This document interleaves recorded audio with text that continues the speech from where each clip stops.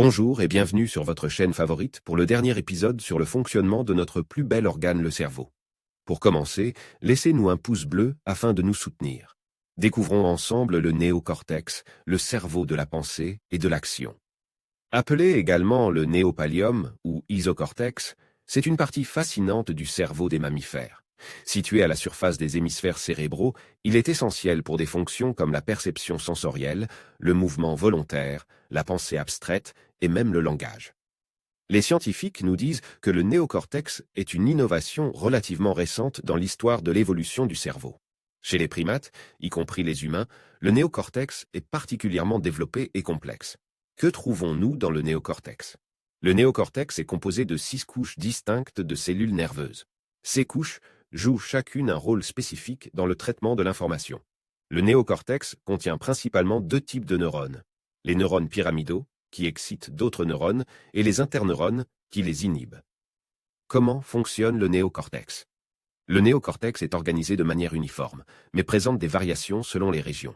Il est divisé en lobes frontal, pariétal, occipital et temporal, chacun ayant des fonctions distinctes.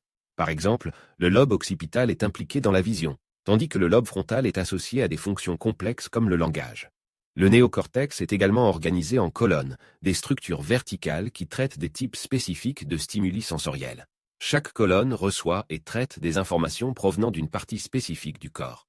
Le néocortex est également considéré comme le siège de l'abstraction, ce qui signifie qu'il nous permet de penser de manière complexe et de comprendre des concepts abstraits.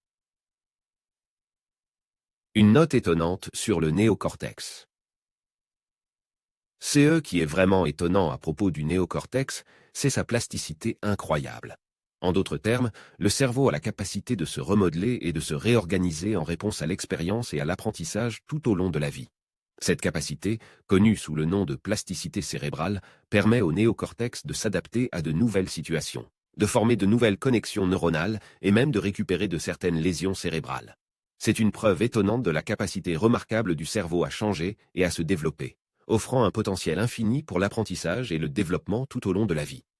Laissez-nous un commentaire pour nous dire ce que vous avez pensé de notre mini-série sur le cerveau. On vous dit à bientôt sur votre chaîne YouTube préférée.